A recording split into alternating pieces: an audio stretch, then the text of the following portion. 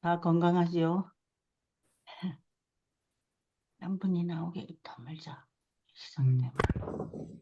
촬영이.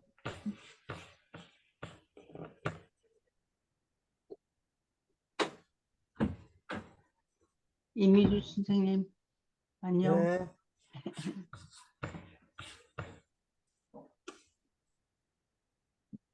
아,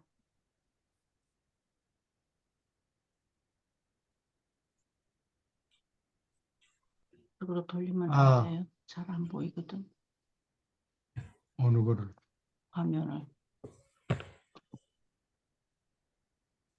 잘 안 보이면 생각이 잘 안 돼요.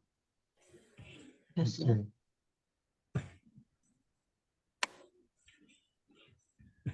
아, 오늘은 시작하기 한 5분 내지 10분 정도 어, 머릿말을 어떻게 쓰게 됐는가 그 네. 경위를 설명하는 게 좋을 것 같아요.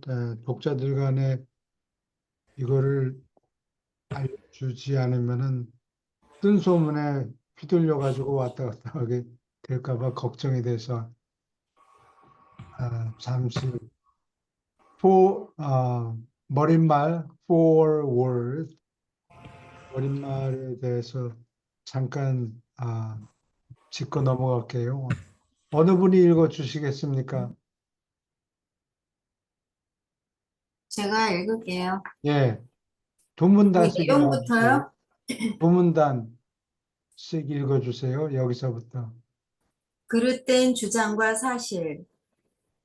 1. 아무도 예수님에 관하여 묻지 않아서 계시자들이 예수편 논문들을 포럼에게 주지 않았다가 1935년에 한꺼번에 주었다.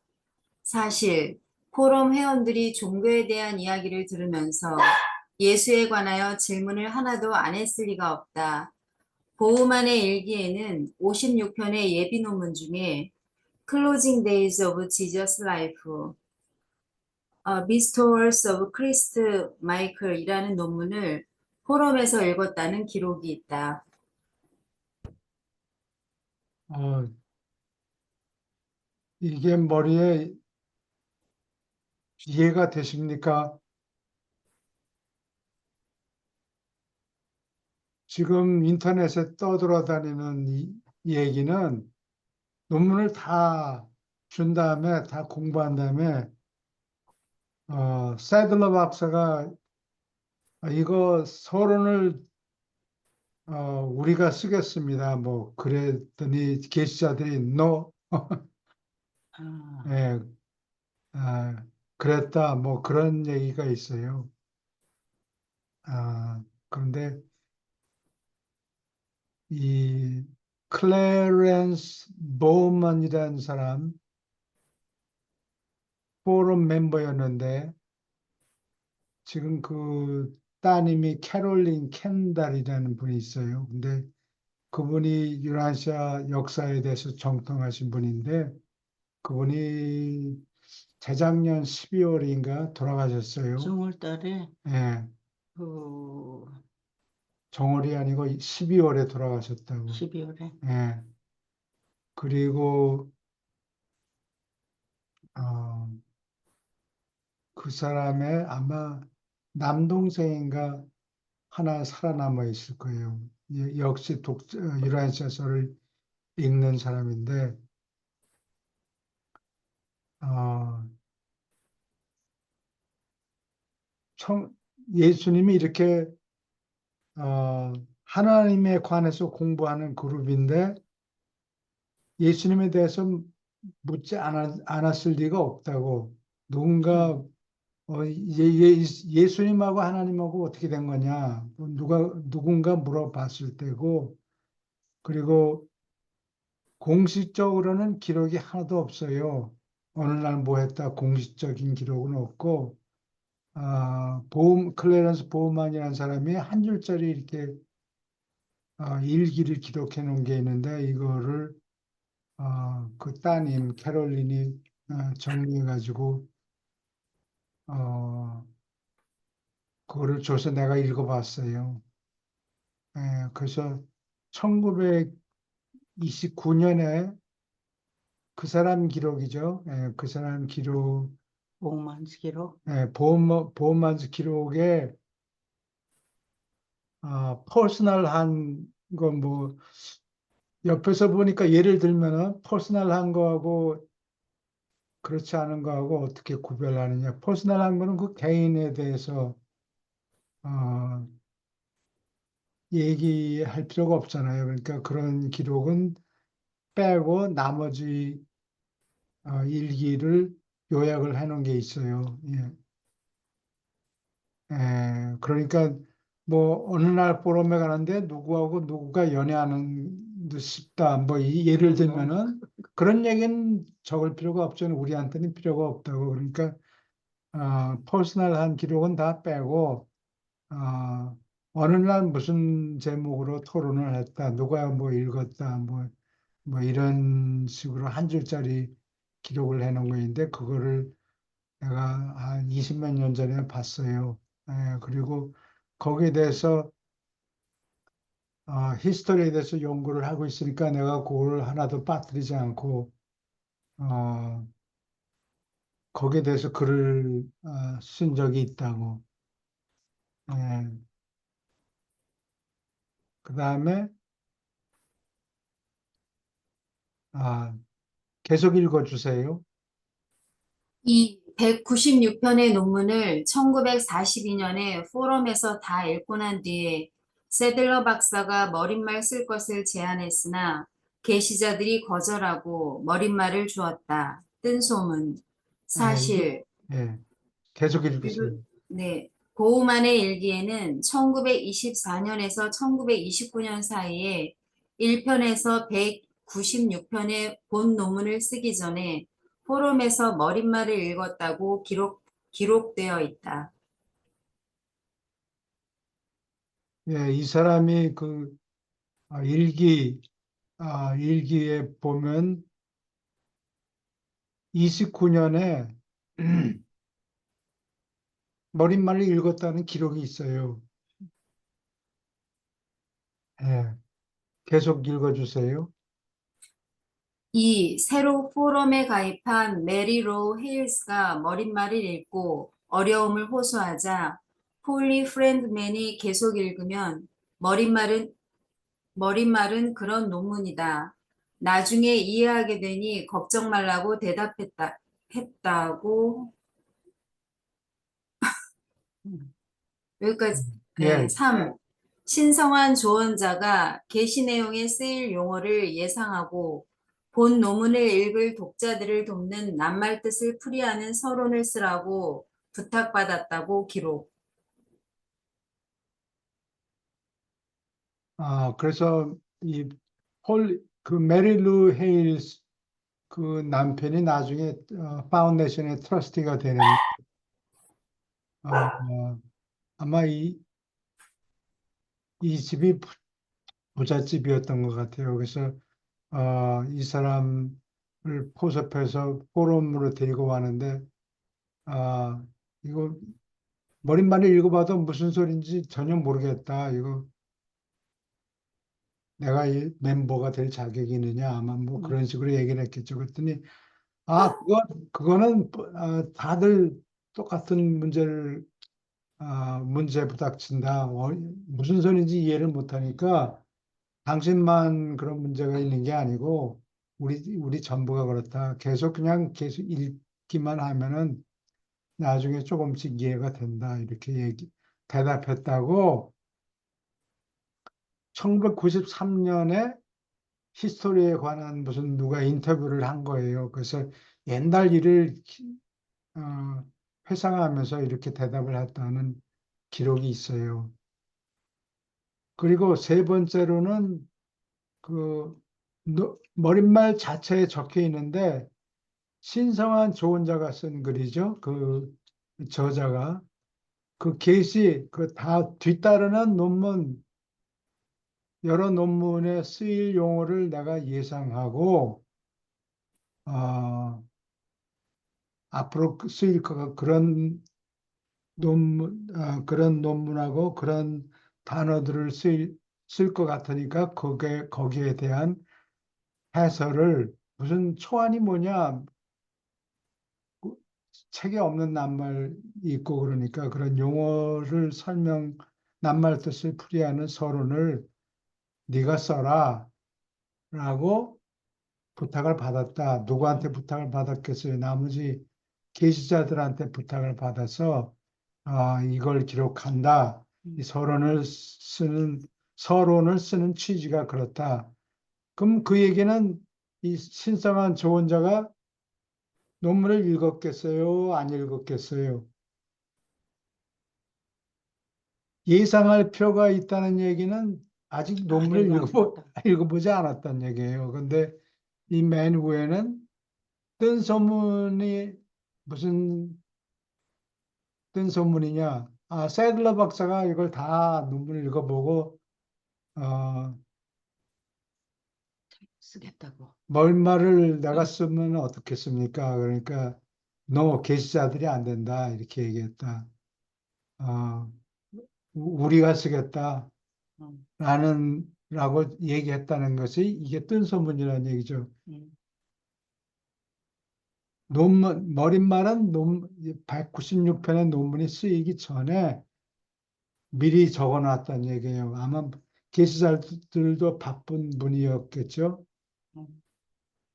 근데 여러분은 이거 오늘 다 이 자리에서 설명하기는 힘들고 언젠가 내가 왜 이 포럼에서 머릿말을 언제 읽었느냐가 왜 중요한가? 그건 내가 나중에 설명을 해드릴게요. 지금은 그게 분명하게 보이질 않을 거예요. 근데 책에 나와 있는 모양이죠. 내용에. 책 내용에는 그런 얘기가 없지. 왜 책 내용은 내가 앞으로 쓰일 논문들을 내가 대강 예상하고 거기에 아마 이런 초안이라는 낱말을 써야 될 거다. 무슨 궁극에 이른다, 이벤츄에이션하고 크리에이션하고 무슨 차이가 있는지 이런 건 나중에 다 설명을 하겠지. 그걸 설명 안 하고 넘어갈 수가 없다. 예상을 하고 내가 미리 이 머릿말을 쓴다. 그 얘기예요. 그 얘기는 머릿말을 썼을 때는 196편의 논문을 아직 다 읽어보지 않았을 때 그런 말을 한 거예요. 질문 있습니까?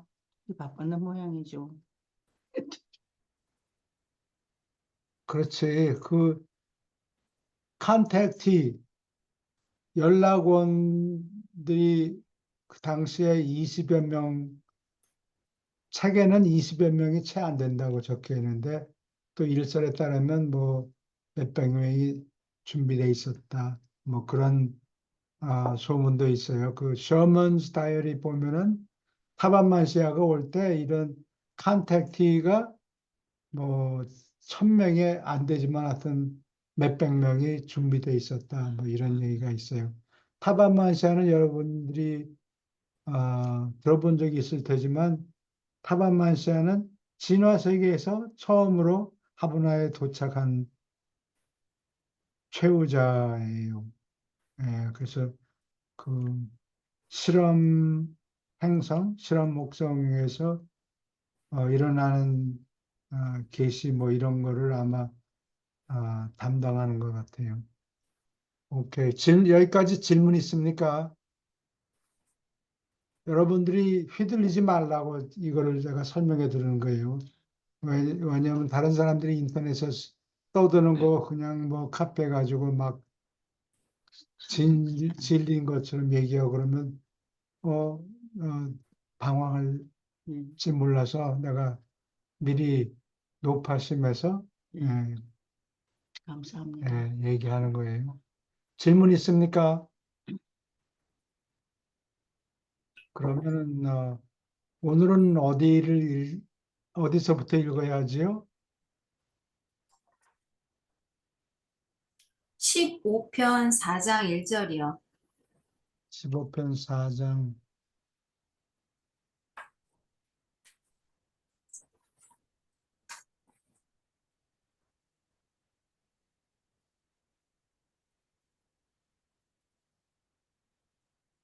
예, 두 문단씩 읽어주세요. 4. 성운, 우주들의 선조. 창조와 우주 조직은 언제까지나 무한한 창조자들과 그 동료들의 통제를 받고 있지만 그 현상 전체는 예정된 기법에 따라서 물력, 에너지, 물질의 인력 법칙에 순응하면서 진행된다. 그러나 공간의 우주 물력 전하에 관련하여 어떤 신비와 비슷한 것이 있다. 우리는 극자 단계 이후의 물질 창조들의 조직을 잘 알지만 극자의 우주 조상을 충분히 이해하지 못한다. 조상이 되는 이 물력이 파라다이스의 정확한 거대한 윤곽을 따라서 유물 공간을 통해서 언제까지나 빙 도니까 그것이 파라다이스의 기원을 가진다고 우리는 확신한다. 파라다이스 인력에 반응하지 않아도 공간의 이 물력 전하, 곧 모든 물질화의 조상은 아래 파라다이스의 존재에 언제나 반응하며 아래 파라다이스 중심으로 들어오고 거기서 나가서 순회하는 듯하다. 파라다이스의 물력 조직자들은 공간의 잠재력을 원초 물력으로 바꾸고 이 물질 이전 잠재성을 물질 실체의 1차 및 2차 에너지 모습으로 진화시킨다. 이 에너지가 인력에 반응하는 수준에 이를 때 초우주 체제의 동력 지휘자와 그 동료들이 그 장면에 나타나서 끝없는 조종을 시작하며 이것은 시공 우주들의 다채로운 동력 회로와 에너지 경로를 확립하도록 고안되어 있다. 이처럼 물리적 물질이 공간에 나타나며 그렇게 우주 조직을 계시하기 위하여 무대가 마련된다. 네, 여기까지 질문이 있습니까? 음? 음, 여기 물리학 천재 astrophysicist라고 그러죠. 천체 물리학자들이 얘기하는 거는 그 스탠다드 마들이라는 게 있어요. 그래서 거기에 여러 가지 입자, 파티클, 기본적인 파티클을 16가지 정해 음, 놓고 물질은 다 있는데 그 중에 16개 중에서 하나가 히그스 보존이라는 기본 파티클이 있대요. 그거를 에, 그거를 어디냐? 스위tzerland에 있는 어느 도시 밑에 이렇게 하드론 컬라이더라는 게 있어요. 하드론이라는 게 여러 가지 입자들이 뭐 몇십 개 돼요. 뭐 스트레인지도 있고 뭐 콜크도 있고 업 있고 다운도 있고 어쩌고 저쩌고 하여튼 뭐 16가지가 있는데 하나를 아직까지 발견 못했다가 몇 년 전에 그거를 힉스 보존을 갓 파티클이라고 또 이름을 붙였어요. 근데 나는 그런 게 마음에 안 드는데 그게 기본 입자인데 내가 보기에는 전자보다 훨씬 뚱뚱해요. 덩치가 크다고. 음, 예, 그래서 내가 물리학은 뭐 잘 모르지만 하여튼 그냥 그러려니 하고 있는데 예, 그거를 어떻게 찾아내느냐, 갓 파티클 어떻게 찾아내느냐. 이 스위스에 있는 베른시티인가 무슨 어떤 도시 밑에 지하에 이렇게 컬라이더 이렇게 큰, 큰 동그라미예요. 땅을 파가지고 그 어, 여러 가지 전자 이제 입자 파티클 입자 분쇄기예요. 어떻게 하는 거니? 서로 반대 방향으로 입자 파티클을 쏴가지고 꽝 하고 부딪히게 만들어요. 그러면 그 입자 둘이서 부딪혀가지고 쪼개져서 몇백만 분의 1초 동안 요 파티클 부서진 조각들이 살아남았다가 나중에 다 없어져요.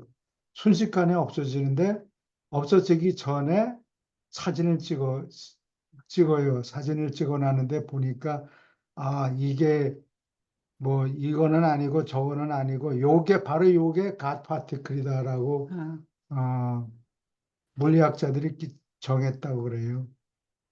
근데 그 갓 파티클이라는 게 이 전자보다 아마 무거울 거예요. 그래서 나는 그런 게 마음에 안 든다고. 없는 거나 마찬가지죠. 지금은. 그런 얘기는 아닌데 우리는 나는 물리학자들이 이거 파티클을 충돌시켜 가지고 조각이 부서지면은 그 부서진 조각 중에서 얼티마tum 극자가 어, 생기지 않을까라는 그거를 기다리고 있는데 그런 얘기가 없단 말이에요. 극자는 인력이 작용하지 않잖아요. 예. 근데 아직까지 어쨌든 그 뮤온인가 뭔가 하여튼 무슨 입자 파티클을 힉스 보존이라고 그래요. sorry. 힉스 보존 BOSON 보존 파티클을 어, 찾아냈다 뭐 이래서 한참 떠들썩거리곤 했어요. 또 기다려야 됩니까? 그런 것 같아요. 그리고 그 기본 파티클이라는 게 이 덩치가 아주 날렵하고 그런 게 아니고 무겁단 말이죠. 전자보다 크고. 뭐 몇 배 뚱뚱한 파티클들이 예요.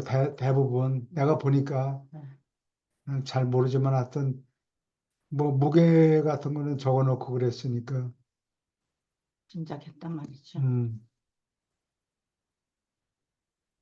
앞으로는 질문 있습니까?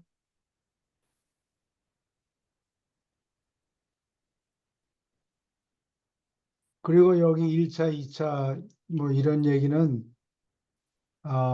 나는 지금 물리학자들의 견해를 설명한 게 아니고 하는 게 아니고 이 책에서 어떻게 설명하나 그러니까 여러분들의 기억을 다시 되살리기 위해서 간단히 설명드리면 어, unqualified absolute 무제한 절대자가 어떤 공간 시공지역의 어떤 지, 지역에 가서 에너지 잠재성을 뿌려요. 그러니까 밭에다가 씨를 뿌리는 것 같다고. 그게 제일 먼저고, 그 다음에 Master Force Organizer, 여기는 물력 조직자라고 이렇게 번역을 해놨는데, Master Force Organizer가 나타나요. 그 지역에. 왜냐하면은 어느 새로 태어난 미가엘이 음, 아, 새, 태어난 게 아니라 새로 훈련을 끝낸 미가엘들이 여기 땅을 어, 여기다 진화 존재를 실험하려고 그런다. 음, 어, 진화 존재를 기르려고 그런다. 이 땅에서. 음. 그러면 그 땅에 가서 준비를 하는 거예요. 그래서 아, 이게 primary master force organizer겠죠. 예. 물력 조직자가 그 자리에 도착하면은 그 주위에 장이 생긴다고 그럴까? 장이란 말이 field라는 걸 아마 중국 사람들이 그렇게 번역한 걸 우리가 그대로 받아서 써요. field. 자, field. 네. 그 1차 물력 조직자 주위에 뭐가 꿈틀꿈틀 소용돌이가 시작이 돼요.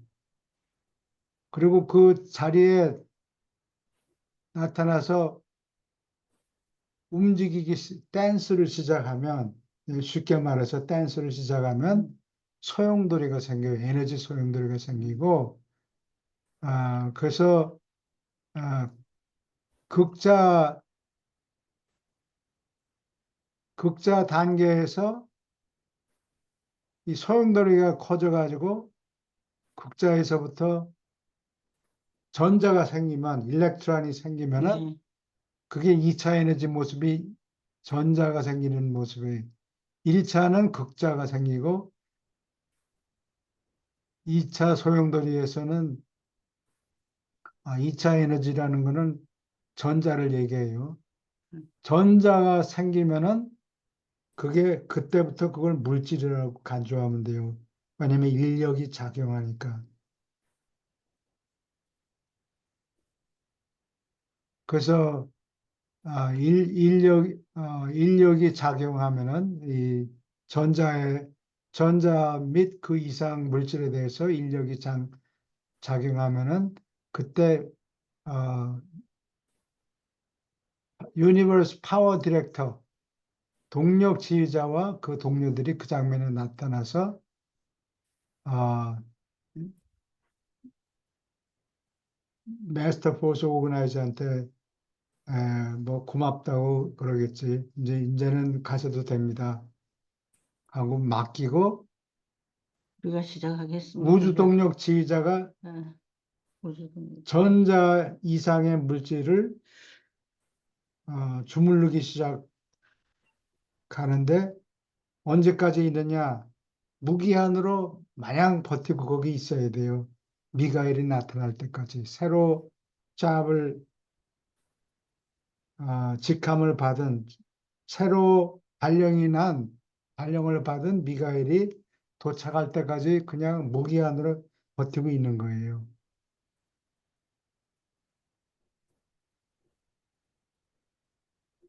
그 동력 지휘자와 그 동료들이 나타나서 이제나 저제나 오실까 기다리는 거예요. 그게 한 4천억 년 전이라고 그래요. 물리학자들이 얘기하는 거는 13.8 billion years ago, 138억 년 전에 이런 일이 생겼다. 빅뱅이 생겼다. 그런데 지금 빅뱅 이론은 틀렸다. 지금 물리학자들이 얘기하고 다시 빅뱅 이론을 던져버릴지 아니면 그거를 수정해서 원래 기본 이론은 많은데 뭐 디테일이 여기 뭐가 잘못해서 이걸 고친다. 지금 그 작업을 지금 한창 한다 그래요. 빅뱅이론이 질문 있습니까? 계속 읽어주세요. 이 에너지의 분리는 네바돈의 물리학자들이 결코 해답을 얻지 못한 현상이다. 그들의 주요한 문제점은 파라다이스 물력 조직자들이 비교적 접근하기 힘든 데 있으며 이는 살아있는 동력 지휘자들이 공간 에너지를 다루는 데 유능하지만 그렇게 솜씨 있게 총명하게 조종하는 에너지가 어디서 왔는가 전혀 이해하지 못하기 때문이다. 파라다이스 물력 조직자들은 성운 창시자이다. 자기가 있는 공간 주위에 그들은 엄청난 물력의 회오리 바람을 일으킬 수 있는데 이것이 일단 비롯되면 만물을 침투하는 물력이 동원되어서 궁극의 극자 단위의 우주물질이 나타나기까지 결코 그치거나 제한될 수 없다. 이렇게 나선형을 비롯하여 다른 성운들이 생기게 되며 이것들은 직접 기원을 가지는 태양과 그 다양한 체계들의 모체가 되는 바퀴이다. 각각 공간에서는 10가지 다른 모양의 성운, 곧 1차적 우주 진화의 단계를 구경할지 모른다. 그리고 이 광대한 에너지 바퀴들은 7 초우주에 있는 에너지 바퀴들과 똑같은 기원을 가졌다. 여기 이거를 쓴 해가 1934년 5년이에요. 완성된 논문을 준 게 1935년인데 그 당시에 물리학에서는 성운하고 갤럭시, 네뷸라하고 갤럭시하고 구분이 잘 안 돼 있었어요. 그래서 여기 성운 창시자라고 그러는 거는 사실은 오늘날의 용어를 쓴다면은 갤럭시를 얘기하는 거예요. 갤럭시를 창시하는 존재다. 그러니까 그 갤럭시 중심에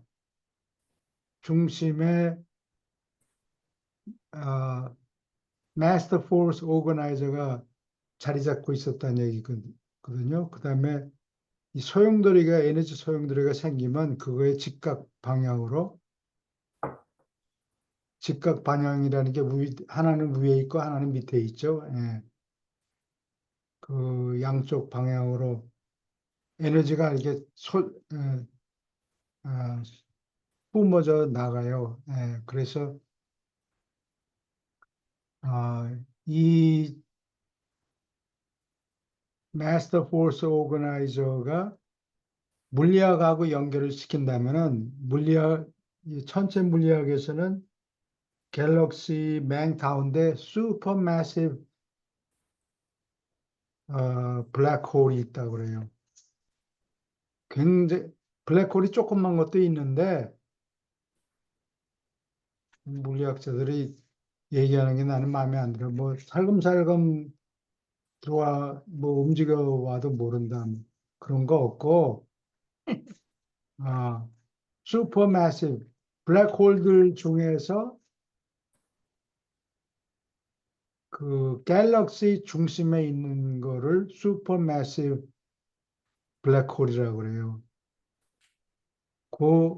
거기에 있는 존재가 이 물력 조직자들인 것 같다. 그런 얘기예요. 근데 물질이 동원되면은 그 다음에 우주동력 지휘자한테 맡기고 자리를 비우죠. 직각 방향으로 빙글빙글 이렇게 돌고 있으면은 여기 양쪽에 아래 위 부모져 나가는 거죠. 직각 방향으로 아, 자리를 피한다. 뭐 그렇게 적혀 있어요. 그래서 여기서 성운들이라고 그러는 거는 갤럭시, 은하 체계를 얘기하는 것 같아요. 질문 있습니까? 계속 읽어주세요. 성운들은 크기 그리고 그 결과로 생기는 별 및 행성 자손의 수와 총 질량 면에서 크게 다르다. 오르본톤 테두리의 바로 북쪽에 있지만 초우주 공간 수준에서 태양을 만드는 한 성운은 이미 약 4만 개의 태양을 생산했고 그 어미 바퀴는 아직도 태양들을 내던지고 있는데 이 태양들의 대다수는 너희 태양의 몇 배나 된다. 바깥 공간에서 더 큰 어떤 성운들은 많은 태양을 10만 개나 생산하고 있다. 어떤 지역 우주는 단일 성운의 산물로서 조직되지만 성운들은 소구역이나 지역 우주와 같은 어떤 행정 단위와도 직접 관련이 없다. 성운 관계와 상관없이 각 지역 우주는 그 초우주의 총 에너지 전하의 꼭 10만 분의 1을 담고 있는데 이는 에너지가 성운에 따라 조직되지 않기 때문이다. 에너지는 보편적으로 분산된다. 네, 안 들어왔어요. 질문 있습니까?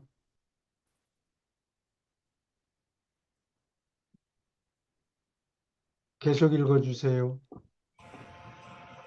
나선형 성운들이 모두 태양을 만드는 일에 말려들지는 않는다. 더러는 그들에게서 떨어져 나간 많은 별 자식에 대하여 고삐를 쥐고 있다.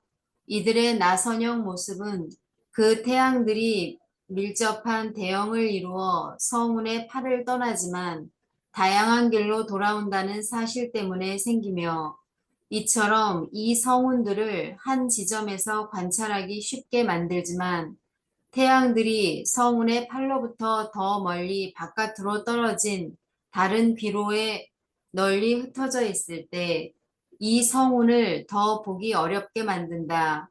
현재 시점에서 오르본톤에는 태양을 형성하는 활발한 성운이 많지 않다. 하지만 사람이 사는 그 초우주 바깥에 있는 안드로메다는 아주 활발하다.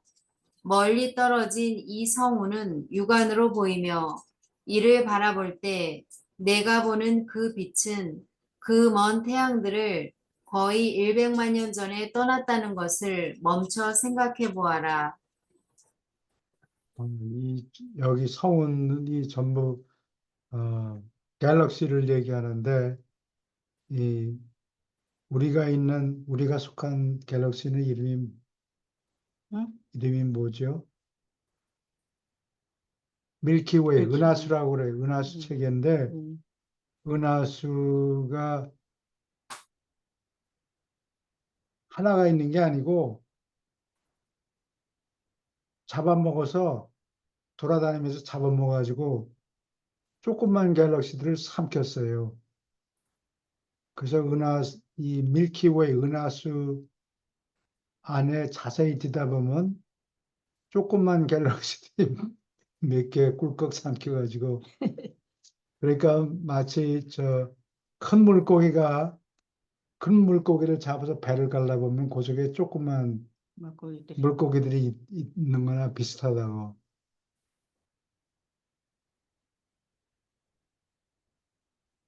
근데 여기서는 안드로메다는 대우주가 아니고 이 바깥 우주에 속한다 이렇게 적혀 있네요. 안드로메다가 잡혀 먹힌 거예요. 그렇구나. 아니, 그럼, 안드로메다는 덩치가 커요. 아, 초우주 바깥에 있는 안드로메다. 예, 그런 초우주 소리가 바깥에 있다. 있어요. 근데 물리학자들은 안드로메다하고 밀키웨이하고 언젠가는 합쳐질 거다. 뭐 이런 수학적으로 모델을 만들어서 뭐 몇십억 년 지나면은 두 개가 합쳐질 거다. 뭐 이런 얘기하는 사람들이 있어요. 지구의 학자들이 예, 그렇게 물리학자들이 그렇게 얘기해요. 질문 있습니까? 계속 읽어주세요. 은하수는 막대한 수에 달하는 성운, 예전의 나선형이나 다른 형태의 성운으로 이루어져 있고, 많은 성운이 아직도 최초의 모습을 간직하고 있다. 그러나 내부의 대이변과 외부 인력의 결과로서 다수가 크게 일그러지고 다시 배열되어서 이 굉장한 집합체들은 마젤란 구름처럼 불타는 태양들로 이루어진 거대한 빛의 덩어리처럼 보이게 만든다. 오르곤톤의 바깥 테두리 가까이에는 공 모습의 별 집합들이 주류를 이룬다. 오르곤톤의 광대한 별구름은 은하수 바깥 공간 지역에서 지켜볼 수 있는 분리된 성운들과 견줄 만한 별개의 물질 집합체로 여겨야 한다. 그러나 공간에 이른바 별구름이라는 것들의 다수는 기체 물질로만 이루어져 있다. 이러한 별 가스 구름의 에너지 잠재성은 믿을 수 없을 만큼 굉장하며 그 중에 일부는 근처의 태양에게 잡혔다가 태양의 방사물로서 공간에 다시 던져진다. 여기 마젤란 구름이라는 거는 일종의 그 초기 형태의 갤럭시, 은하 체계를 언급하는데 그게 그냥 뿌옇게 보인다고 그래요. 그래서 음. 어, 마젤란이라고 저 배 타고 세계를 처음으로 일주한 사람이 마젤란이에요. 아, 예, 그래. 그래서 그 사람이 이렇게 저기 하늘 위를 보다 컴컴한 데서 보니까 이 작은 은하 체계를 작은 은하 체계를 발견했다. 그래서 그걸 마젤란 클라우드라고 그래요. 그리고 하나가 아니고 둘인 것 같아요. 내가 기억이 나쁜데 기억력이 좋지 않은데 계속 읽어주세요. 5. 공간 물체의 기원. 초우주의 태양 및 행성에 포함되는 물질의 대부분은 성운의 바퀴에서 생긴다. 열린 공간에서 생기는 물질의 양은 항상 변동하지만 건축한 구체들의 구성과 같이 동력 지휘자들의 직접 행위로 조직되는 초우주 물질은 거의 없다. 기원에 대해서 말하면 태양과 행성 및 다른 구체들의 대다수는 다음 10 집단 가운데 하나로 분류될 수 있다. 계속 읽으세요. 1. 축소하는 동심고리. 성운이 모두 나선형은 아니다. 다수의 굉장한 성운은 이중성으로 갈라지거나 나선형으로 진화하지 않고 몇 겹의 고리 형태로 압축된다. 오랫동안 그러한 성운은 하나의 거대한 중심의 태양이 회전하는 고리처럼 보이는 물질 형태를 가진 거대한 수많은 구름에 둘러싸여 있는 것처럼 보인다. 이 소용돌이 별은 상당히 가열된 기체인 거대한 어미 바퀴로부터 던져진 태양들을 포함한다. 이러한 별은 동그라미로서 던져지는 것이 아니라 우행열과 좌행열로 던져진다. 소용돌이 치는 별은 나선형이 아닌 성운에서 기원이 생기기도 한다. 질문 있습니까? 뭐 물리학에 대해서 얘기하는 거라 그래서 계속 읽어주세요. 3. 인력에 폭발하는 행성. 나선형이나 막대기형의 성운에서 태양이 하나 태어날 때 태양이 상당히 멀리 던져지는 일이 뜸하지 않다. 그러한 태양은 상당히 가스 상태에 있고 그 뒤에 어느 정도 식고 응축되고 나서 거대한 태양이나 공간의 어두운 섬과 같은 어떤 거대한 물질 덩어리 근처에 어쩌다 휙 던져질 수도 있다. 이러한 접근은 충돌을 일으킬 만큼 가깝지 않을지 모르지만 그래도 충분히 가까워서 둘 중에서 큰 물체의 인력이 당기는 힘이 작은 물체에서 파도치는 경련을 시작하게 만든다. 이렇게 하므로 일련의 파도치는 대변동이 시작되며 이것은 경련하는 태양에 마주보는 양쪽에서 동시에 일어난다. 이 폭발하는 분출이 절정에 오를 때 크기가 다른 일련의 물질 집합체를 생산한다. 이것들은 분출하는 태양이 인력으로 다시 회수할 수 있는 지대 바깥에 던져질 수도 있으며 이렇게 이 사건에 관계된 두 물체들 중 하나의 궤도에서 안정된다. 나중에 좀 더 큰 물질의 집합체는 뭉치며 작은 물체를 차츰 끌어당긴다. 이 방법으로 작은 체계들에서 많은 고체 행성이 태어난다. 너희의 태양계도 바로 그러한 기원을 가졌다. 4. 원심적 행성 자손. 거대한 태양은 어느 성장 단계에서 회전 속도가 크게 가속되면 대량의 물질을 던지기 시작하는데 이것들은 나중에 뭉쳐서 부모 태양을 계속 도는 작은 세계들을 형성할지 모른다. 질문 있습니까? 계속 읽어주세요. 5. 인력 부족 구체. 개별 태양의 크기에는 위험한 한계가 있다. 한 태양이 이 한계에 다다르면 회전 속도가 줄어들지 않으면 갈라지게 되어 있다. 태양 분열이 일어나고 이 종류의 새로운 이중성이 나타난다. 이 거대한 분열의 부산물로서 나중에 수많은 작은 행성이 형성될 수도 있다. 6. 수축하는 별. 작은 체계에서 변두리의 가장 큰 행성은 때때로 그 이웃 세계들을 끌어당기며 한편 태양에 가까운 행성들은 태양으로 마지막 돌진을 시작한다. 너희 태양계에서 그러한 종말은 태양이 안쪽에 내 행성을 회수하고 한편 큰 행성, 목성이 나머지 세 개들을 사로잡아서 몹시 커지게 될 것을 뜻한다.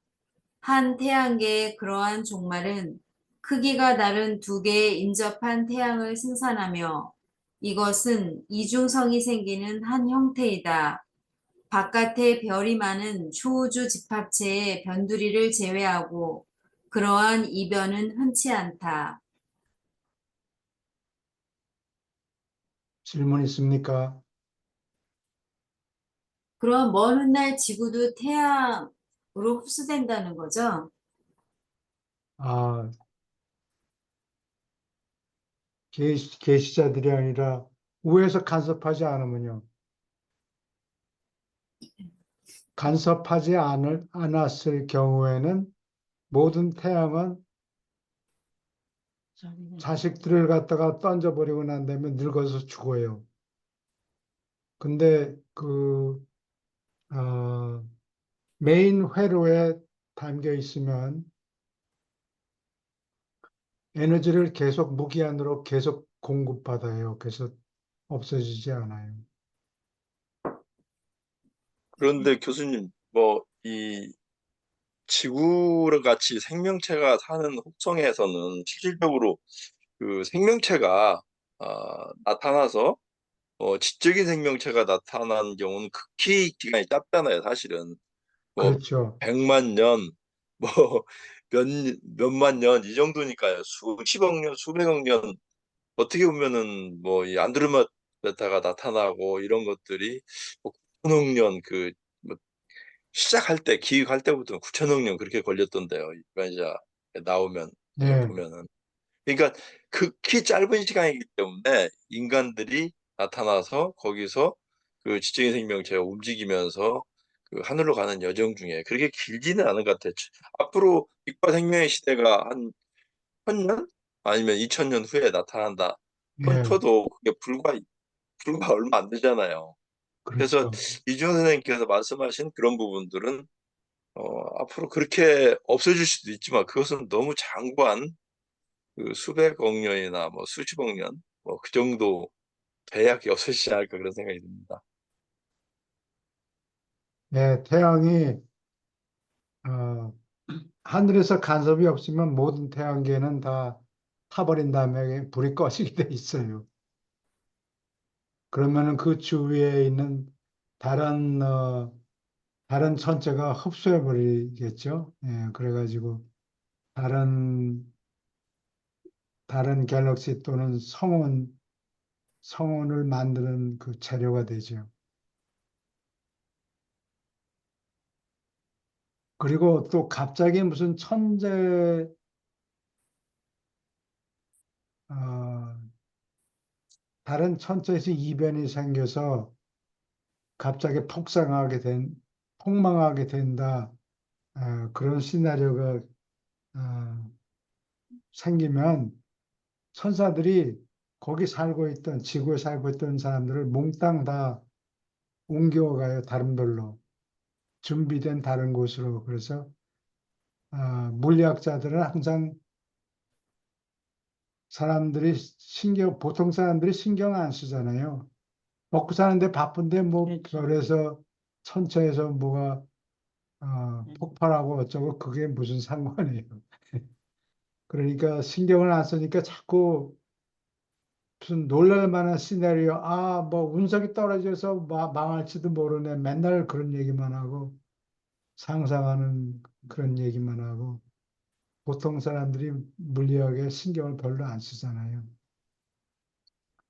아, 근데 지구가 그 빛과 생명의 시대에 뭐 언제 들어가게 될지 모르지만은 하여간 뭐 몇십만 년이 됐든 이게 지나면은 지구도 하여간 뭐 빛과 생명의 시대에 들어가게 될 텐데요. 그렇죠. 그러니까 유라시아에서 나와 있는 대로 하자면은 인간이 이제 진화하고 인간의 생명이 늘어나면서 인간의 생명이 이제 늘어난다는 거는 그 지구의 어떤 물리적 환경도 지금 같이 인간에게 좀 유해한 것이 아니라 인간이 좀 살기에 적합하도록 좀 그만큼 물리적으로 좀 안정화되고 훨씬 더 물리적으로도 어떻게 보면 진화를 많이 한다는 이야기 같거든요.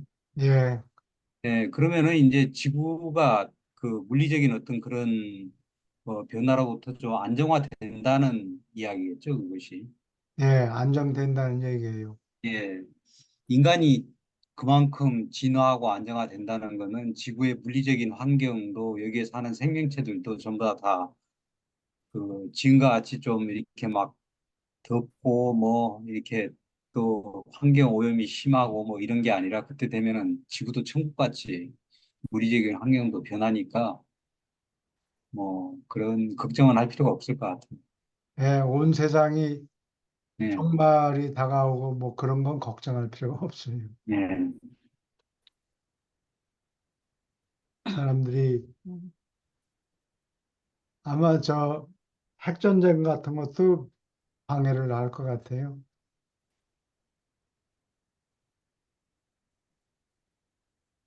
핵전쟁을 그럴 때 운명 예비병이 그러네.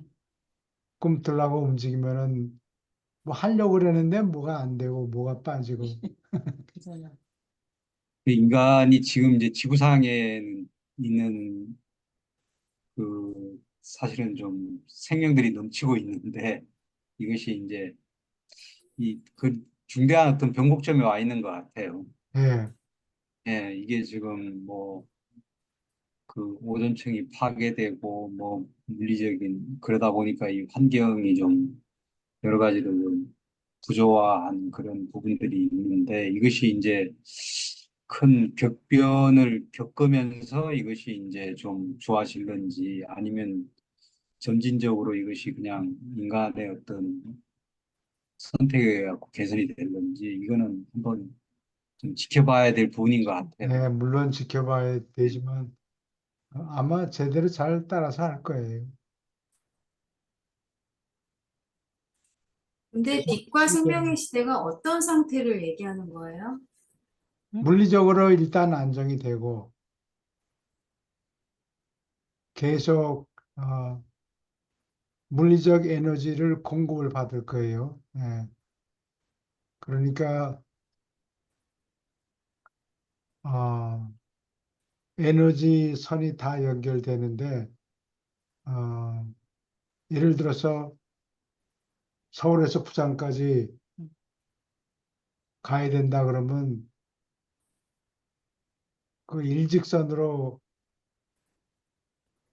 가면은 힘이 많이 들겠죠. 일직선으로 응. 가면은 그 서울로 하고 부산이 이렇게 평지에 있는 게 아니고 오르락내리락 땅이 응. 그러니까 그거 서울에서 부산까지 직접 가는 거는 시간이 많이 걸리지만 경부 고속도로를 딱 설치해 놓으면 서울에서 부산 가는 거는 뭐 기차 한 번 타면 되니까 마찬가지로 어, 여기 여러 어, 행성 행성들을 다 연결하는 에너지 회로가 있어요. 예, 그걸 타고 빨리 움직일 수 있어요. 천사들이 빛의 뭐 몇 배, 3배 속도까지 움직일 수 있다 이렇게 적혀 있어요. 그러니까 철로도 하나도 안 놓은 상태에서 그냥 직진해서 뭐 빛의 속도로 간다 그런 얘기는 안 해요. 나가 발달된 곳에서 살아야 되겠군요. 발달 물리적으로 안정되고 응. 그다음에 사람들이 도덕적으로 안정이 되고 그래야 예. 되겠죠. 배울 거 다 지구에 있는 모든 사람이 응. 거의 모든 사람이 빛과 생명 말기가 되면은 지구에 사는 거의 모든 사람들이 도사같이 되는 거지. 다들 예수님의 말씀을 잘 따르고 예. 예, 도덕적으로 수명이 뭐 300살에서 500살까지 늘어난다는 이야기는 지구의 물리적인 환경도 인간의 수명이 그 정도 늘어날 수 있을 정도로 조화롭게 네, 예, 그렇죠. 변화해 있다는 이야기겠죠. 예, 예. 제 생각에는 뭐 지금과 같이 뭐 아주 더웠다가 아주 추웠다가 하는 이런 그 기온도 그 상춘의 계절 같이 이렇게 좀 아주 인간이 생존하기에 아주 적합한 환경으로 좀 기온서부터 시작해갖고 많은 것이 바뀌지 않을까. 그런가? 그, 예. 뭐, 거의 모든 캘리포니아. 땅이 캘리포니아처럼. 예, 그렇죠. 그게 미국 LA처럼 이렇게 예, 제일 살기 좋은 데가 미국의 그 뭐 LA 같은 데잖아요. 그렇게 다 바뀌겠죠. 그렇게 이사갑시다. 그쵸? 그래서 LA가 사람들은 돈 벌면 응. 은퇴하고 난 다음에 캘리포니아에 가서 집 사고. 가난한 사람들은 미드웨스트에 살고, 돈 많이 번 사람들은 캘리포니아 가고. 그래서 지금 뭐 북극이나 남극에 이제 얼음이 지금 녹는다고 사람들이 걱정을 하는데 예, 그게 과연 인간들이 걱정을 해야 될 부분인가 하는 그런 의문도 있어요. 그게 그 이제 사람들은 그 사람들이 유란시아를 안 입고 있기 때문에 당연히 걱정을 하지. 걱정을 하지. 우리는 유란시아를 입고 있으니까. 뭐, 그런데 자식들 걱정은 안 해도 저는 될 것 같아요. 예, 그냥 모르겠어요. 지금은 어쨌든 굉장히 많은 시련 속에 사람들이 살고 있잖아요. 근데 예, 이걸 긍정적으로 생각하면 오히려 이 시련을 겪음으로써 되게 성장하는 부분이 있잖아요. 근데 예, 빛과 생명의 시대에는 뭐 모든 것이 다 정말 풍요롭고 거의 완전한 세상이라고 하면 또 그만큼의 각자의 사람이 이렇게 성장할 수 있을까? 뭐 그런 생각도 좀 들기는 하는데 모르겠. 어, 그거 이제 거꾸로 얘기하면은 인간이 그 정도 성장을 했기 때문에 그런 환경이 주어진다고도 생각할 수 예, 예, 그래요. 있다 생각이 네. 돼요. 그때는 이제 공짜, 지금 우리가 겪는 것 같이 뭐 전쟁이나 이런 아주 극한의 어떤 갈등, 두려움에서 기인한 이런 극한의 갈등을 통해서 우리가 진화하는 것이 아니라 좀 더 차원 높은 어떤 체험을 통해서 진화하는 그런 세계가 되지 않을까. 예, 놀고 먹으면서 빛과 생명 단계에 이르는 게 아니고, 거기에 도달하도록 훈련을 다 시켜야 돼요. 혼자만 도통해서 올라가는 게 아니고, 전체가. 예, 다른 사람들도, 대부분의 사람들이 다 고등교육, 도덕적으로 고등교육을 받고 올라가겠죠. 그게 빛과 생명 단계라고. 그래요. 음. 그러면 반 이상이 조절자하고 융합해가지고 엘리야나 음, 에녹처럼 살아생전에 조절자와 융합하는 그러한 시대, 반 이상이. 아직 그거는 멀었는데요. 그러니까 최소한 더 1000년 또는 2000년은 예. 걸릴 거라. 그럴 그 수도 있을 것 같아요. 그 진선미의 그 네, 마음이 그 정도 수준에 높아지면 인간의 두뇌나 이런 것들이 모든 사람들이 선하고 모든 사람들이 진리에 가깝고 아름다움을 추구하는 그런 네, 사회 같은 경우 잡념이 없어질 거 아니겠어요. 네, 그러면은 굉장히 집중력이나 맑은 마음으로 네, 아주 고도의 어떤 과학이나 이런 것들이 인간 선을 향해서 네, 충분히 그러한 형태도 될 수 있을 것 같고 근심 걱정도 별로 없고 그러니까 네, 오래 살고 네, 그럴 것 같아요. 아무튼 네. 모두가 다 도사니까요. 도인이니까. 그 말씀을 아주 잘하셨는데 적시에 예. 말씀을 잘하셨는데 그러려면 빛과 생명 단계에 도달하려면 누군가를 선도를 해야 되겠죠. 예. 누군가 리드를 해야 되느냐. 리더가 그 책임을 받은 사람이 누구겠느냐. 음, 미국하고 한국. 아마 앞으로 한국 사람들이 리드하지 않을까. 동양에서는 아, 동양에서는 그것이 꼭 한 군데서만 그렇게 돼야 되겠어요. 예, 뭐 저도 희망사항이긴 한데 저도 교수님 같이 이제 그런 생각을 하고 있는데 미국하고 한국이 예. 네, 좀 물건을 안 주고받. 훔치잖아요. 픽파켓이 예, 없다고. 예, 예. 나는 유럽에 더 여행을 가고 싶은데, 이거 떨거지들이 너무 많아요. 뭐, 미국, 예, 훔쳐가고, 시내 구경 가는 사이에 홈리스들이 들어와가지고, 내 호텔 방에 들어와가지고, 음, 내 가방을 다 뒤져가지고, 거기서 좋은 옷 다, 갈아입고, 쓰레기 옷은 내 러기지 안에 집어넣고, 음. 근데 중요한 거는 안 들고 갔어요. 가장 중요한 거는 중요한 거 들고 갔지. 뭔데? 갔다가 런던 폴리스에서 아니, 실제 그런 찾아가지고. 경험을 하셨는가 보네요. 예, 예.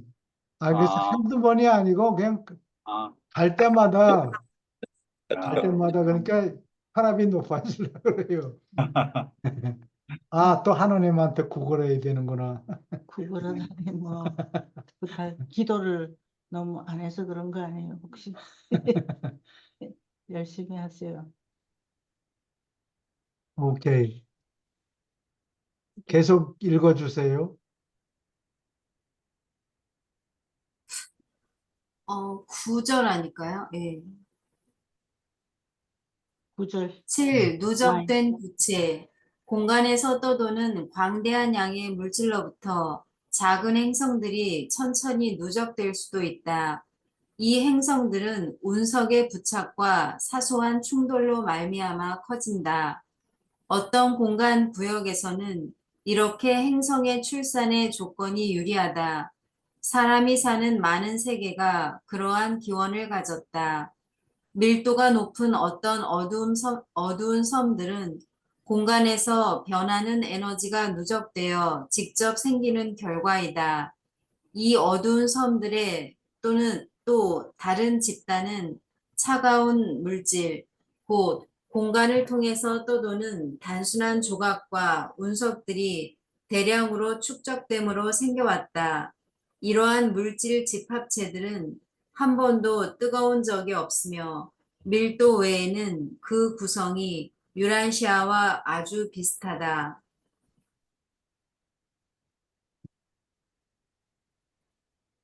계속 읽어주세요. 8. 타버린 태양. 공간에 있는 어떤 어두운 섬들은 타버린 고립된 태양이며 가지고 있던 공간 에너지를 다 발산해 버렸다. 조직된 물질 단위는 완전히 응축되어 사실상 완전한 고체화에 가깝다.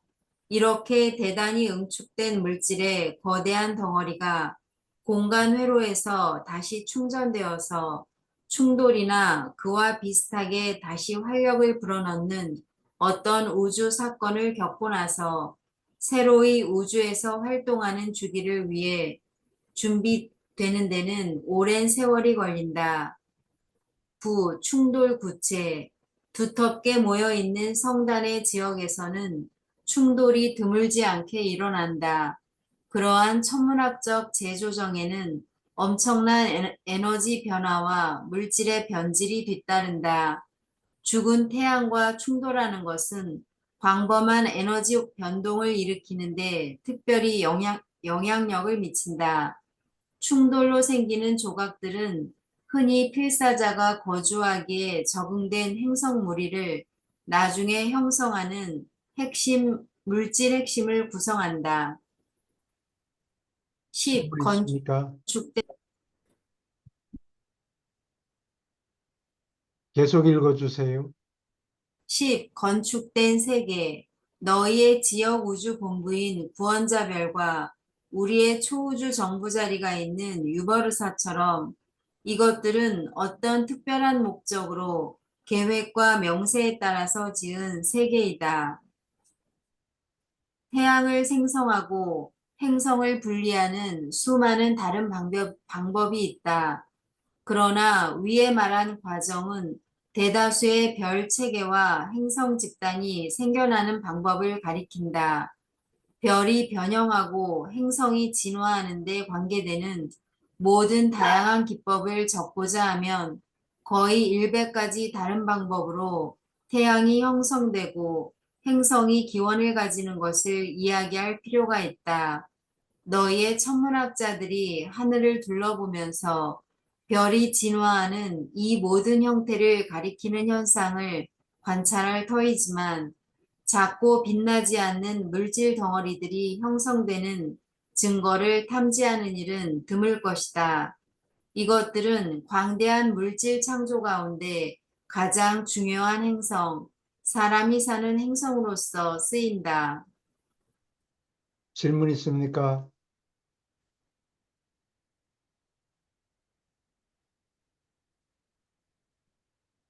교수님, 건축구체에 대해서 좀 저기 건축구체는 인간들이 집을 짓듯이 이렇게 직접 만드는 건가요? 예.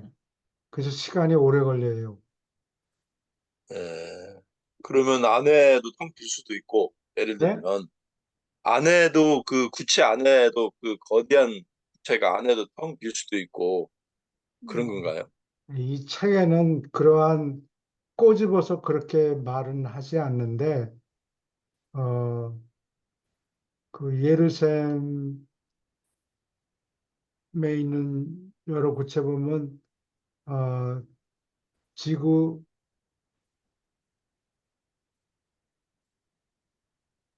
지구의 뭐 10배 되는 건축된 구체가 열 배 되든지 아니면 100배 되든지 이러는데,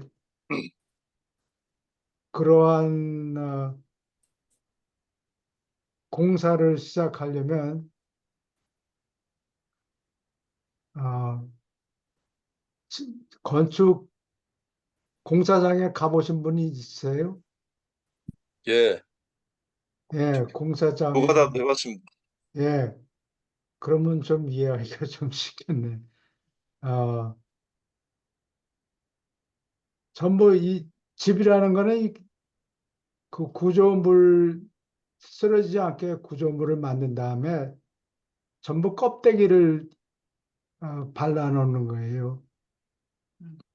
그러니까 껍데기, 나무나 또는 무슨 여러 재료를 가지고, 플라스틱 가지고 이 벽을 전부 지상해 놓은 다음에 그게 뼈 구조 같은 게 보이고 그러니까 그게 보기 싫어서 전부 그거 커버하지 않아요. 그걸 덮는다고. 그거를 뭐 드라이월이라든가 인사이드. 페인트를 칠하고 유리를 유리를 써서 커버하고 이런 게 전부 껍데기라고 껍데기하고 속하고는 내용이 다르지.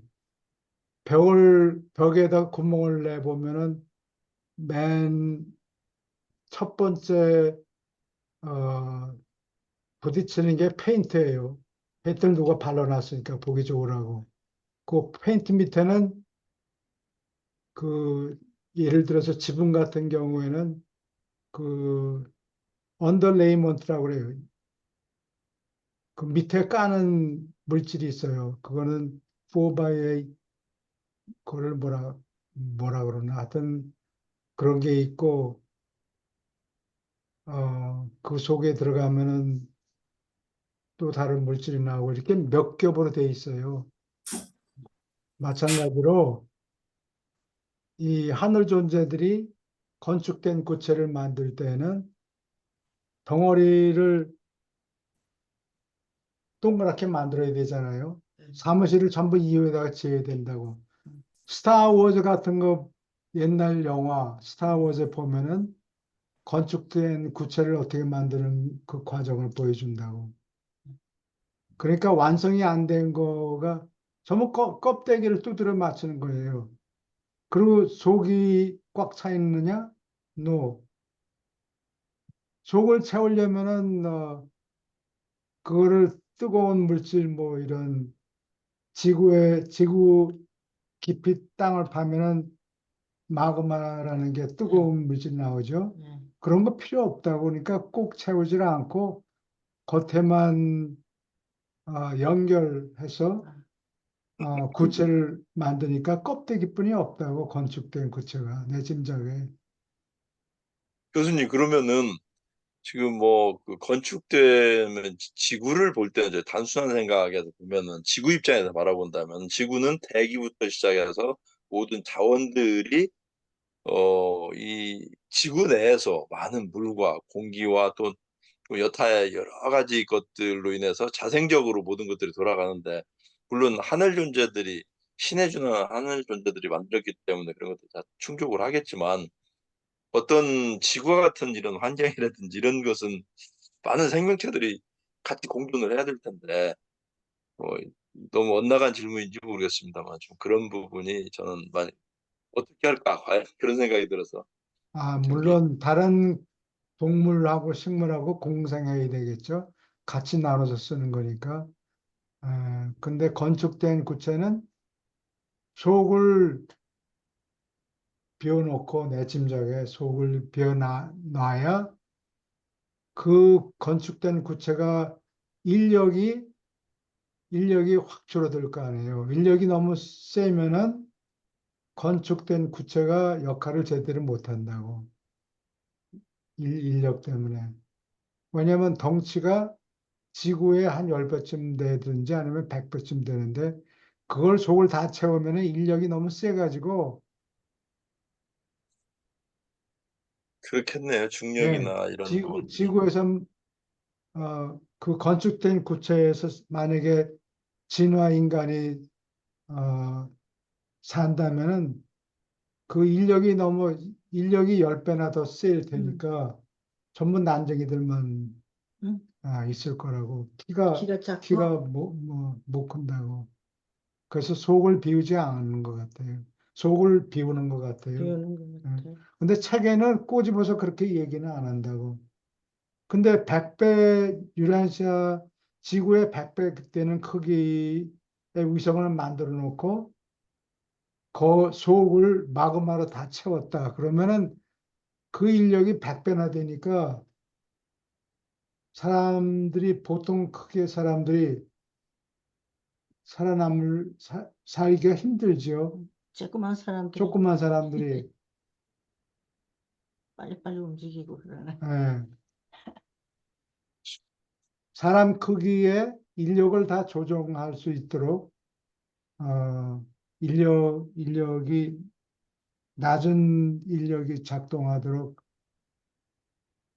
건축된 구체는 속을 채우지 않는 것 같아요. 영화 스타워즈에 보면은 이 껍데기 그 스타워즈 만든 사람들이 유라시아 책을 읽었으리라고 사람들이 얘기를 해요. 무슨 멀벨인지 뭔지. 응. 예. 근데 보면 이게 그 레고 피스 만든 응. 조합을 하듯이 이렇게 뚝딱뚝딱 연결을 해놓고 그랬다고. 스타워즈 한 번 더 봐야 되겠네. 거기에 보면 그 건축된 행성 뭐 이런 모양이 실제로 거기는 나온다고. 뚝딱뚝딱 이렇게 조합하게 돼 있다고.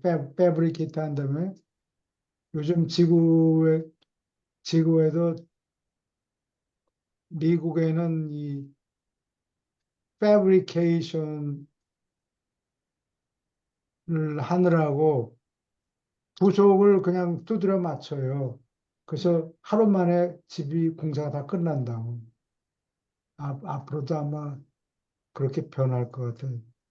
사람 하이하고 그러면은 말이 너무 많아요. 뭐 시끄러워요. 약속은 이렇게 했는데 실제로 딜리버리 한 거 보면 뭐가 안 돼 있고 그러니까 그런 걸 전부 표준화시켜서 레고 피스 두드려 맞추는 것 같이 만들어 놨다고. 음. 오케이. 계속 읽어주세요.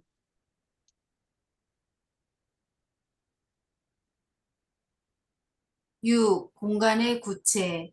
기원에 상관없이 공간의 다양한 구체들은 다음 대분과로 분류할 수 있다. 1. 태양, 공간의 별. 2. 공간에 있는 어두운 섬. 3. 작은 천체, 해성, 운석, 소행성. 4. 행성, 사람이 사는 세계들을 포함한다. 5. 건축 구체, 주문받은 대로 만든 세계. 건축된 구체들을 제쳐놓고 모든 천체는 진화로 생겼으며 신의 명령으로 생겨나지 않았다는 의미에서 진화적이고 신이 창조한 많은 지적 존재와 궁극에 다다른 지적 존재들의 작업을 통하여 시공 기법으로 하나님의 창조 활동이 펼쳐졌다는 의미에서 진화적이다. 계속 읽어주세요. 태양, 태양은 공간의 모든 다양한 존재 단계에 있는 별이다. 덜어는 혼자 진화하는 공간 체계이고, 덜어는 이중성, 수축하거나 사라지는 행성 체계이다. 공간의 별들은 1000가지 이상의 다른 상태와 단계로 존재한다. 너희는 열을 내면서 빛을 내는 태양에 익숙하지만 열이 없이 빛나는 태양도 있다. 하나의 보통 태양이 몇 조년 동안 줄곧 열과 빛을 낸다는 것은 각 물질 단위가 얼마나 광대한 에너지를 저장하고 있는가 잘 설명한다. 물질의 이 불가시한 분자들 속에 저장된 실제 에너지는 거의 상상할 수 없다. 타오르는 태양의 내부를 지배하는 굉장한 열 압력과 그에 관계된 에너지 활동의 지배를 받으면서 이 에너지는 거의 모두 빛으로서 쓰일 수 있다. 또 다른 조건 하에서 이 태양들은 확정된 공간 회로에서 자기들의 길로 오는 공간 에너지의 상당 부분을 변화시키고 내보낸다. 태양 발전기는 여러 단계의 물질 에너지와 온갖 형태의 물질을 끌어당기고 나중에 분산한다. 이 방법으로 태양들은 에너지를 순환하는 지방 가속기로서 쓰이며 자동으로 동력을 통제하는 정거장으로 작용한다. 질문 있습니까? 계속 읽어주세요. 오르본톤, 피곤하세요? 저요? 예, 읽는 거. 다른 분이 괜찮아. 예. 읽을까요? 예, 오르본톤 초우주는 10조가 넘는 타오르는 태양들의 빛을 받고 따뜻하게 된다. 이 태양들은 너희가 지켜볼 수 있는 천문 체계의 별이다.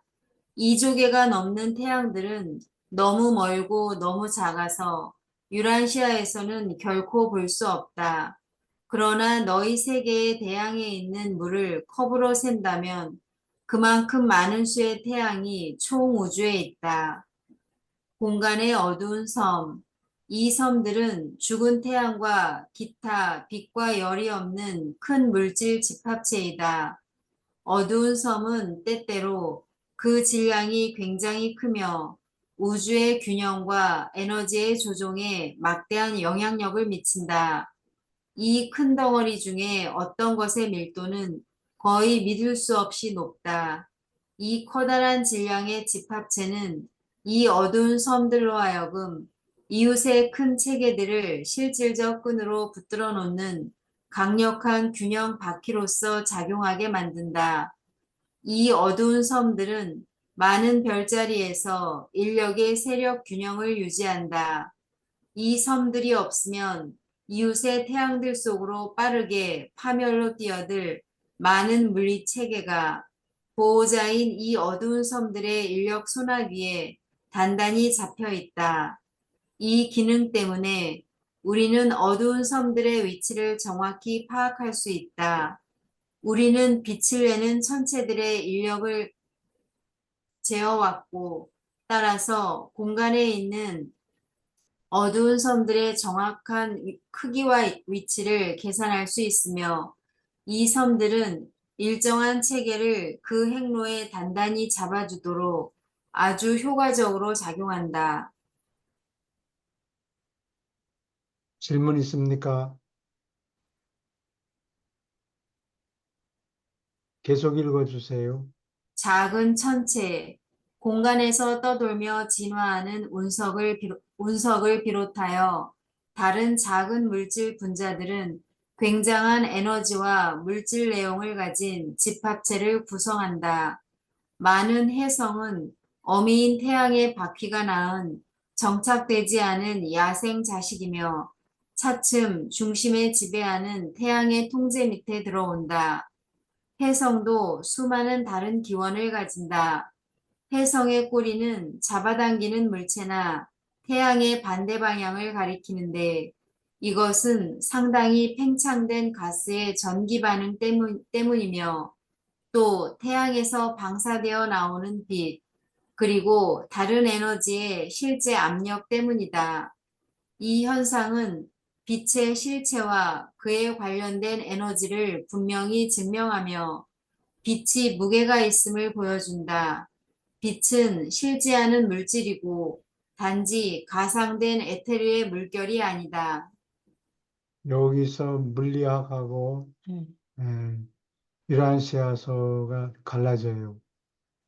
빛의 무게. 예, 이거 아까 얘기했던 16가지 기본 입자가 있다고 물리학자들이 얘기하는데 그 중에 하나가 포톤이에요. 근데 포톤이 무게가 없다.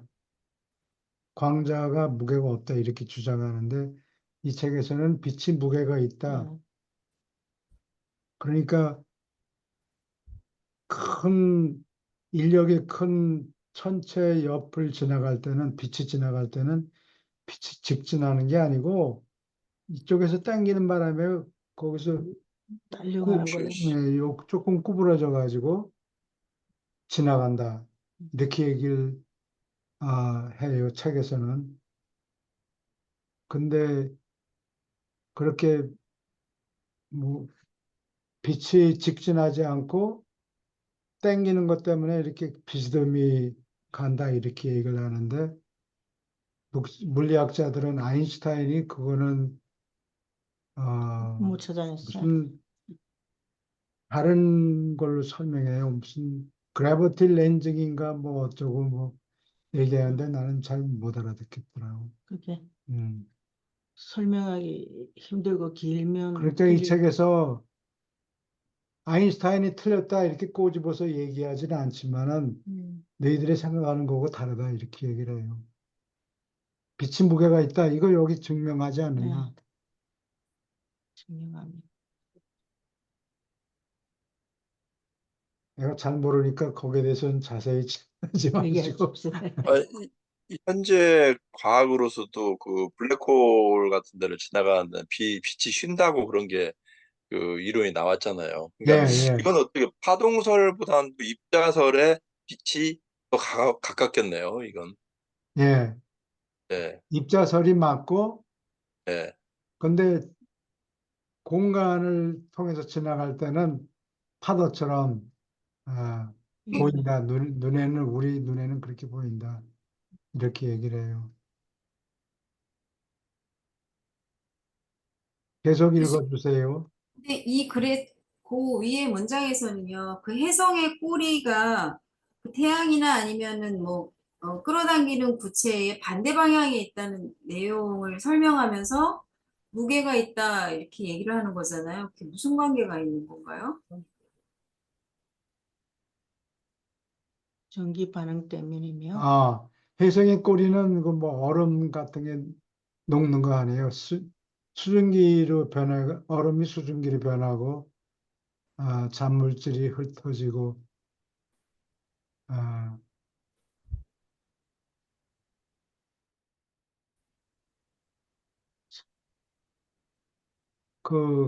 가스가 전기 반응을 일으킨다. 그런 얘기네요.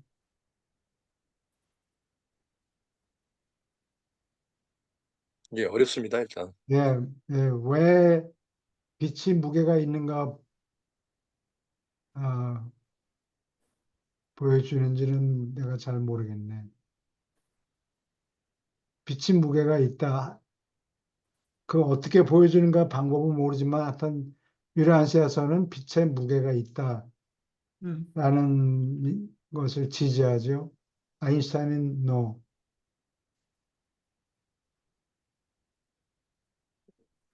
다른 이유를 들어서 빛이 큰 천체 주위를 지나갈 때 휘어서 간다. 그거는 설명을 못하고 다른 이유를 들어요. 오케이, 계속 읽어주세요. 행성. 행성들은 한 태양이나 어떤 다른 천체 둘레의 궤도를 따르는 좀 더 큰 물질의 집합체이다. 행성의 크기는 소행성으로부터 굉장히 큰 기체, 액체 또는 고체로 된 구체들에 이른다. 떠다니는 공간 물질의 집합으로 만들어진 추운 세계들은 어쩌다가 가까이 있는 태양과 적당한 관계에 있을 때 지적인 주민을 품기에 좀 더 이상적인 행성이다. 죽은 태양은 일반적으로 생명이 살기에 적당하지 않다. 생생하고 빛나는 태양으로부터 너무 멀리 떨어져 있고, 게다가 너무 부피가 크며 표면의 인력이 엄청나다. 너희 초우주에는 추운 행성 40개 중 하나에도 너희 계급의 존재가 살 수 없다. 물론 과열된 태양과 가장자리에 얼어붙은 세계들은 고등 생명을 품기에 적당하지 않다. 너희 태양계에는 지금 새 행성만 생명의 보금자리가 되기에 적당하다. 유란시아의 크기와 밀도와 위치는 여러모로 사람이 살기에 이상적이다. 생명의 보금자리가 되는 지역, 그거를 골디락, 월딜락. 골디락 리전이라고 그러죠. 어린애들 스토리에 보면 아기 곰이 아기 곰이 어미 곰인지 not too hot, not too cold 뭐 이런 식으로 음. 사람이 살기 좋은 지역이 그 범위가 아주 좁다는 얘기예요. 세 군데가 선생님, 위치 여기서 궁금하긴 하네요. 너, 네. 너희 태양계는 지금 새 행성만 생명의 보금자리가 되게 적당하다. 지금 지구 그런 것 말고도 또 같아요. 더 있다는 그런 얘기네요. 네, 아마 화성이 다음으로 가능할 거예요. 화성이. 음. 화성, 금성. 그리고 지구, 금성. 금성은 조금 더 어렵겠지. 예. 가스가 많다고 그러네. 또 화성이 너무 멀잖아요. 예. 계속 읽어주세요. 물리적 에너지가 행동하는 법칙은 기본적으로 보편성이 있으나 지역 영향은 개별 행성 및 지역 체계를 지배하는 물리적 조건과 많은 상관이 있다. 거의 끝없이 다채로운 생명 및 다른 생물이 나타나는 것은 셀 수 없이 많은 공간 세계의 특징이다. 그러나 한 주어진 체계 안에서 관계 있는 세계들의 집단에는 어떤 유사성이 있고 한편 지적 생명의 우주 원본이 있기도 하다. 같은 물리적 회로에 속하고 우주들의 궤도를 끝없이 휙 돌면서 서로를 가깝게 따르는 행성 체계들 사이에는 물리적 관계가 있다.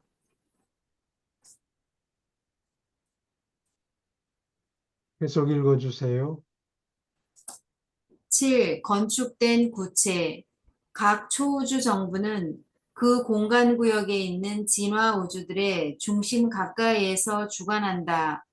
한편 그 정부는 주문받아서 만든 한 세계를 차지하며 인가받은 성격자들로 채워져 있다. 이 본부 세계들은 건축된 구체, 곧 특별한 목적을 위해서 특정하게 지어진 천체이다. 근처에 있는 태양들의 빛을 나눠받기는 하지만 이 구체들은 따로 조명되고 따뜻하게 된다. 각 구체는 파라다이스의 위성들처럼 열이 나지 않는 빛을 비춰주는 태양이 있고 한편 각자에게 구체의 표면 가까이 있는 어떤 에너지 흐름의 순환으로 열을 공급받는다. 이 본부 세계들은 각 초우주의 천문학적 중심 가까이 자리 잡은 더 큰 체계들 중 하나에 소속된다. 시간은 초우주의 본부에서 표준화되어 있다. 오르본톤 초우주의 표준일은 유란시아 시간으로 거의 30일이며 오르본톤의 1년은 100표준일이다. 이 유버르사의 한 해는 제7 초우주에서 표준이고 유란시아 시간으로 3000일에서 22분이 모자라며 너희의 횟수로 따져서 약 8과 5분의 1년이 된다. 계속 읽어주세요. 일곱 초우주의 본부 세계들은 중심에 있는 완전한 원본, 곧 파라다이스의 성질과 위엄을 따른다. 실제로 본부 세계들은 모두 천국 같다. 본부 세계들은 정말로 하늘 같은 거처이며 예루셈으로부터 가운데 섬에 이르기까지 물질적 크기, 상물질 아름다움, 영적 영화로움이 더해진다. 이러한 본부 세계의 위성들도 모두 건축된 구체이다. 여러 본부 세계에는 물질 창조와 영적 창조의 모든 단계가 마련되어 있다. 모든 종류의 물질, 상물질, 영적 존재가 우주의 이 재회 세계에서 편안히 지낸다. 필사 인간이 우주를 올라갈 때 물질 영역으로부터 영적 세계로 지나가면서 예전의 존재 수준을 이해하는 마음이나 그 즐거움을 결코 잃지 않는다. 질문 있습니까?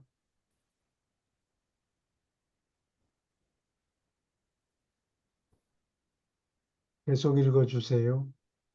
예루셈은 너희 사타니아 지역 체계의 본부이고 일곱 과도기 문화 세계가 있다. 이 세계들은 각자 일곱 위성에 둘러싸여 있고 이 위성들 중에 상물질로서 억류되는 일곱 저택 세계가 있는데 이곳은 사람이 죽은 뒤의 첫 거처이다. 하늘이라는 용어가 유란시아에서 쓰이다시피 처음 저택 세계는 처음 하늘이라 부르고 그런 식으로 일곱째까지 계속하여 하늘은 때때로 이 일곱 저택 세계를 의미했다. 에덴시아는 너희 놀라시아대 별자리의 본부이며 친교하는 교양과 훈련을 담당하는 70개 위성이 있다. 하늘 가는 자들은 인격을 자극하고 통일하고 실현하는 예루셈 체제를 마치고 난 뒤에 거기에 머무른다. 구원자별은 너희 지역 우주 네바돈의 서울이고 10개 대학 집단에 둘러싸여 있으며 이것은 각자 49 구체로 이루어져 있다. 사람은 자기 별자리에서 사교 과정을 마치고 난 뒤에 여기서부터 영적 변화를 겪는다. 마저 읽어주세요. 제3유 소서울은 너희 엔사 소구역 본부이고 승천 생애의 상급 물리적 연구를 담당하는 일곱 구체에 둘러싸여 있다. 제5유 대서울은 너희 스플렌돈 대구역의 본부이고 초우주에 진보하는 지적 훈련을 담당하는 79체에 둘러싸여 있다. 유버르사는 너희 초우주 오르본톤의 본부이며 의지를 가진 하늘 가는 인간에게 상급의 영적 훈련을 시키는 높은 일곱 대학이 이를 바로 둘러싼다. 놀라운 일곱 구체 집단은 각각 특화된 73개로 구성되어 있고 이 세계들은 우주 훈련과 영적 교양에 전념하는 수천에 이르는 충만한 단체와 조직을 포함한다. 여기서 시간 순례자는 하보나로 가는 긴 비행에 대비하기 위하여 다시 교육받고 다시 검사받는다. 관련된 이 세계들에서 도착하는 시간 순례자는 언제나 영접되지만 떠나는 졸업생은 언제나 유버르사 기슭에서 하보나로 직접 파송된다. 여기까지 질문 있습니까?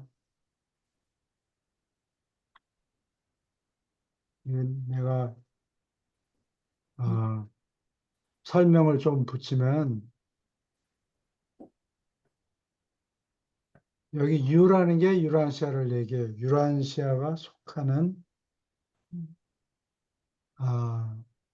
유란시아가 속해 있는 소서울.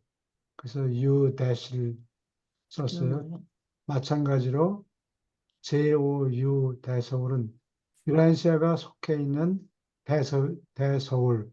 근데 그 시스템에서 다섯 번째다. 아까 소서울은 세 번째 소서울이다. 예. 그리고 유월사는 이거는 내가 완전히 자신은 없는데 유월사도 마찬가지예요. 유는 유란시아가 속해 있는 벌써. 벌사. 예를 들면은 A 벌사, D 벌사, D, E, F, G 벌사 뭐 이런 식으로 있는데 그 중에 U 벌사는 한 열 몇 번째 가겠죠. 벌사인데 벌사가 라틴어로 축이라는 뜻이에요. 축 또는 허브. 자동차 타이어의 맨 가운데 있는 거. 축. 자전거, 중심. 예, 여기. 자전거 바퀴의 중심. 그거를, 벌사라고 불러요. 예. 그 축 또는 허브, 중심, 뭐 이런 뜻이에요.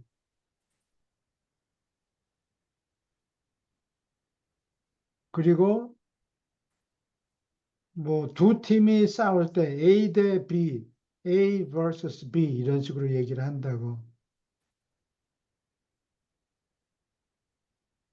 그래서 유란시아가 속해 있는 축, 그거를 오르몬탄의 수도 이름으로 붙였어요. 그러니까 다른 데는 예를 들어서 A 벌사라든지 또는 G 벌사라든지 이름을 붙일 수가 있고 사람들이 궁금할 것 같은데 왜 U 벌사라고 이름을 지었나? 그러니까 벌사. 우리들이 알아듣기 쉽게 소서울, 이게 대서울 보면은 유란시아가 속해 있는 대서울. 음. 그게 자기는 스플렌든 대구역이 다섯 번째 대구역이겠죠. 예, 거기 본부다.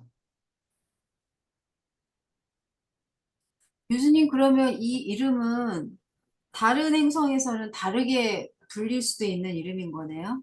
유란시아를 또, 기준으로 부르는 이름이 예, 유버사니까. 예. 우리들끼리 통하는 낱말이지. 그러니까 음. 예를 들면 음. 프랑스가 발음하기 힘들다고. 음. 그래서 중국 사람들이 그걸 불란서라고. 프랑스. 우리는 그걸 그대로 그냥 프랑스라고 예, 그러는데. 프랑스라고 하면 좋을 텐데 그렇지 않고 불란서라고. 예, 예, 옛날 사람들이 이렇게 썼어. 예. 그러면 불란서나 유월서나 마찬가지예요. 그래서 나중에 하늘 존재들하고 얘기하다가 유월서 그러면 무슨 소리 하나 그럴 거라고. 어, 월서는 라틴어지 하늘 언어가 아니란 말이에요. 그렇죠. 예.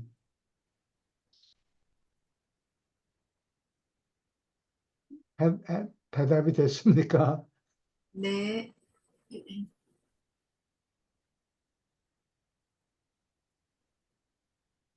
마저 읽어주세요. 유버르사는 대략 1조에 이르는 세계, 이미 사람이 살거나 살 수 있는 세계들의 영적 본부요, 행정 본부이다. 오르본톤 서울의 영광과 장려함과 완전함은 어떤 시공 우주의 경이도 뛰어넘는다. 계획된 지역 구조와 그 구성 부분들이 모두 자리 잡으면 일곱 초우주에는 5천억보다 조금 적은 수의 건축된 세계가 있게 될 것이다. 그리고 한 가지 더 하면은 왜 유란시아라고 부르느냐? 그거에 대해서 인터넷 뒤져보니까 유는 유라누스 하늘을 얘기한다 뭐 그렇게 주장하는 사람들이 있는데 probably not. 그 아, 유란시아의 유는 당신이 너희의 유라고 TIA는 땅이란 뜻이에요. 너희가 속해 있는 시야 땅. 땅, 너희가 속하는 음. 행성 그런 뜻이에요. 근데 뭐 증거가 어디 있느냐 그러면 뭐 두 가지 썰 다 증거는 없어요. 계시자들이 왜 우리를 유란시아라고 이름을 지었느냐 그 설명이 없어요. 그냥 그렇게 부른다.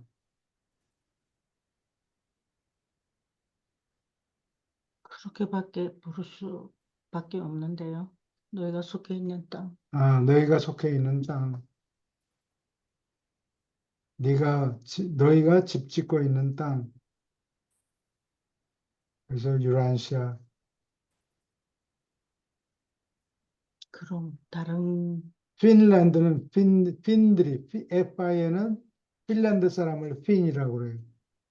핀란드는 핀들이 사는 땅.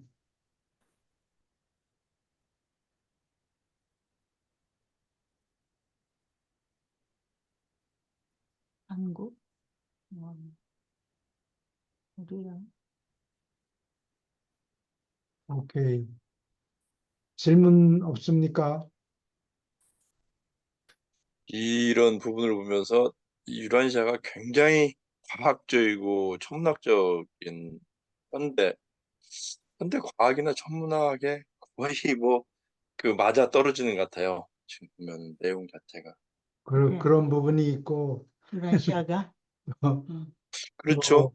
예, 또, 아인슈타인이 틀렸다 이런 얘기는 하지는 않지만 읽어보면 내용이 그래요? 아인슈타인이 잘못 알고 있구나. 어? 잘, 잘못 알고 잘못 있구나. 알고 있구나. 라고 결론을 내리게 만들어요. 우리 과학이 아직까지는 뭐 이제 아직 그 발전하고 있는 단계니까요. 예, 언젠가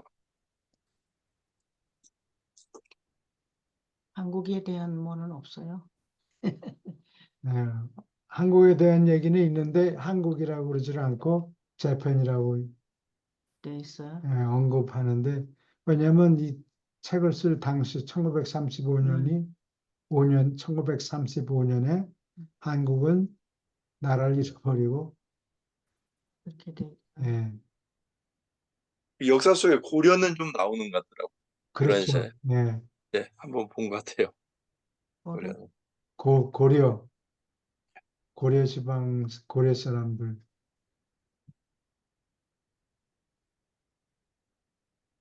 질문 또 있습니까? 예, 여기까지 공부를 예, 할까요? 공부를 하려고 막 달렸어요.